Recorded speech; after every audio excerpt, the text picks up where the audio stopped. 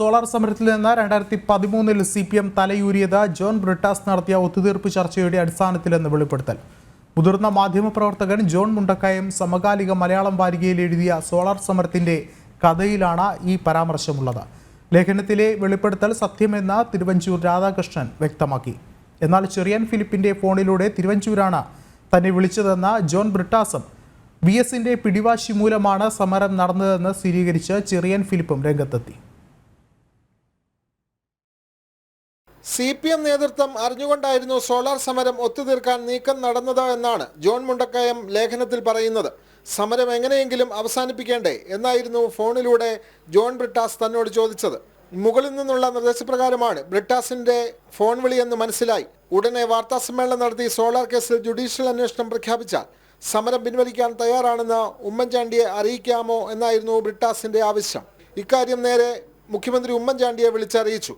ഇത് പാർട്ടി തീരുമാനമാണോ എന്നായിരുന്നു ഉമ്മൻചാണ്ടിയുടെ സംശയം. എങ്കിൽ PK കുഞ്ഞാലിക്കുട്ടിയെ വിളിച്ച് വിവരം പറയാമോ എന്നായി. ഞാൻ കുഞ്ഞാലിക്കുട്ടിയെ വിളിച്ച് വിവരം പറഞ്ഞു. കുഞ്ഞാലിക്കുട്ടി തിരുവഞ്ചൂരിനെ ബന്ധപ്പെട്ടു. തിരുവഞ്ചൂർ രാധാകൃഷ്ണൻ ജോൺ ബ്രിട്ടാസിനെയും തുടർന്ന് കോടിയേരി ബാലകൃഷ്ണനെയും വിളിച്ച് സംസാരിച്ചു. അങ്ങനെയാണ് സമരം ഒത്തുതീർപ്പാക്കാൻ അരങ്ങൊരുങ്ങിയത്. മുഖ്യമന്ത്രിയുടെ നേതൃത്വത്തിൽ അടിയന്തര യോഗം ചേർന്നു. വൈകാതെ വാർത്താസമ്മേളനം നടത്തി ജുഡീഷ്യൽ അന്വേഷണം പ്രഖ്യാപിച്ചു. മിനിറ്റുകൾക്കുള്ളിൽ സമരവും പിൻവലിച്ചു എന്നാണ് ലേഖനത്തിൽ ജോൺ മുണ്ടക്കയത്തിന്റെ പരാമർശം. ലേഖനത്തിലെ വെളിപ്പെടുത്തൽ ശരിയാണെന്ന് തിരുവഞ്ചൂർ രാധാകൃഷ്ണൻ കോട്ടയത്ത് പറഞ്ഞു. ചെറിയാന്റെ ടെലിഫോണിൽ നിന്നാണ് എന്നെ വിളിക്കുന്നത്. ചെറിയാന്റെ ടെലിഫോണിൽ നിന്ന് എനിക്ക് വിളിക്കാൻ പറ്റുകയില്ല. ചെറിയാൻ ഫിലിപ്പിന്റെ ടെലിഫോണിൽ നിന്നാണ് എന്നെ വിളിക്കുന്നത്. എന്നാൽ ചെറിയാൻ ഫിലിപ്പിന്റെ ഫോണിലൂടെ തിരുവഞ്ചൂർ രാധാകൃഷ്ണൻ തന്നെ ഇങ്ങോട്ട് വിളിച്ചാണ് സമരം തീർക്കാനുള്ള ആഗ്രഹം അറിയിച്ചതെന്ന് ജോൺ ബ്രിട്ടാസ് കണ്ണൂരിൽ പറഞ്ഞു. യഥാർത്ഥത്തിൽ സംഭവിച്ചത് തിരുവഞ്ചൂർ രാധാകൃഷ്ണനാണ് എന്നെ ബന്ധപ്പെടുന്നത്. ചെറിയാൻ ഫിലിപ്പിന്റെ ഫോണിലാണ് ബന്ധപ്പെട്ടത്.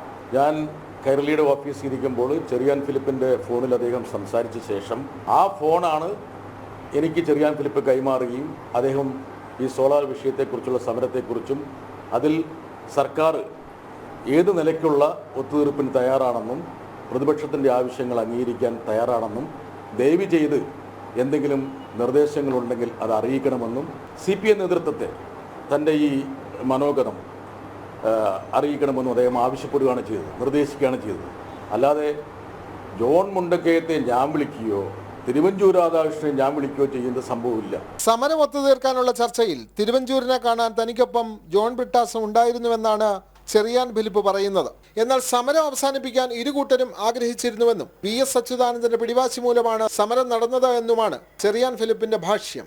AKG സെന്ററിലാണെങ്കിൽ ഈ സമരം പ്രായോഗികമല്ല.